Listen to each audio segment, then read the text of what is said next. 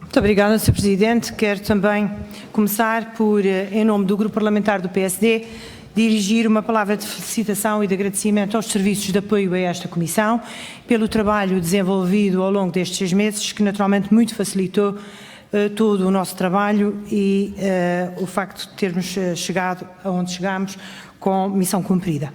Saúdo também o Presidente da Comissão pela forma como conduziu os trabalhos e deixo também uma palavra de saudação ao relator pelo trabalho acrescido que teve na Comissão, sem prejuízo, obviamente, das nossas divergências.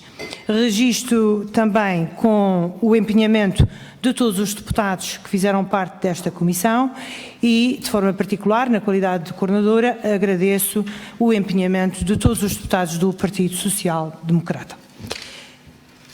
Em termos de apreciação final dos nossos trabalhos, gostaria de começar por dizer que o relatório final da Comissão Parlamentar de Inquérito sobre as consequências e responsabilidades políticas do furto de material militar ocorrido em Tancos, relatório esse aprovado com os votos favoráveis do PS e dos partidos de esquerda que suportam este Governo, traduz, na nossa perspectiva, uma visão incompleta e parcial daquilo que se passou durante as audições deste inquérito. E refiro isto não tanto por aquilo que o relatório traz, mas por aquilo que o relatório não espelha. Ficou para nós claro que o afastamento de responsabilidades políticas do atual Governo em todo este processo foi a motivação fundamental do Grupo Parlamentar do PS desde o início das audições. Isso mesmo foi facilmente comprovado pelas diversas intervenções dos deputados do Partido Socialista ao longo dos trabalhos da Comissão, que foram sempre no sentido de elaborar uma narrativa que, ao mesmo tempo que atribui culpas ao Exército e à PJ Militar, enaltece e branqueia o desempenho dos responsáveis políticos socialistas, nomeadamente o ex-ministro Azeredo Lopes e o primeiro-ministro António Costa. Desde o início dos trabalhos que o Partido Socialista e os partidos que apoiam este Governo procuram diluir responsabilidades, alargando o âmbito da Comissão aos governos anteriores, mas rapidamente se apurou que não havia qualquer responsabilidade política, apesar do esforço que o Bloco de Esquerda constantemente e sistematicamente faz para trazer esse assunto à discussão. O atual Governo foi o único que tomou conhecimento da situação em que se encontravam as instalações dos paióis nacionais de Tancos. E foi esse Governo que está em funções que foi com este Governo que o furto ocorreu. É um facto, não há volta a dar. E foi com estes responsáveis políticos que assistimos. É uma tentativa para desvalorizar e secundarizar o sucedido, de forma a não prejudicar a imagem do Governo. Fica para nós evidente que o relatório final, aprovado hoje pela esquerda parlamentar, vai nesse mesmo sentido, designadamente pelas seguintes razões. Porque assume uma clara opção política relativamente ao que se passou em Tancos, assacando responsabilidades quase exclusivamente ao Exército e também a falhas de segurança e à PJM, pelo modo como conduziu as investigações posteriores ao furto, procurando ilibar completamente os responsáveis políticos. Porque procurou afastar a ideia de que poderão ter ocorrido interferências políticas sobre a atuação do Exército e também sobre a atuação da PJM. Ora, para nós não é possível afirmar com total certeza que não existiram essas pressões políticas, muito particularmente sobre o general Rui Visco Duarte. Terceiro, porque o relatório final procura de forma evidente afastar responsabilidades políticas, quer do ex-ministro da Defesa Nacional Azeredo Lopes, quer do próprio primeiro-ministro António Costa em todo este processo. Para nós, este é um ponto essencial e que justifica o nosso voto contra o relatório, porque procura branquear a atuação destes dois responsáveis políticos em diversos momentos fundamentais de todo este processo. Também porque o relatório procura blindar o primeiro-ministro de qualquer conhecimento sobre a atuação da PJM antes do dia 12 de outubro de 2018.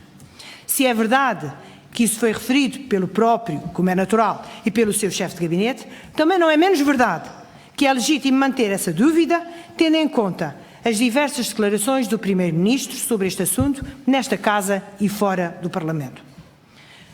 Quinto, porque não constam das conclusões pontos que ficaram provados como foi o caso do conhecimento do ex-ministro da Defesa Nacional Azeredo Lopes, do essencial dos documentos entregues pelo Coronel Luís Vieira e pelo Major Vasco Brazão ao General Martins Pereira em reunião ocorrida no Ministério da Defesa Nacional. Sexto, porque ficou provado que o ex-ministro de Defesa Nacional, Azeredo Lopes, soube do comportamento da PJM no sentido da recuperação do material furtado em tanques. Foi mesmo aqui dito, pelos deputados do Partido Socialista, que o Coronel Luís Vieira implicou o ex-ministro da Defesa Nacional, informando-o através do seu chefe de gabinete na operação encenada para a recuperação do material furtado em tanques.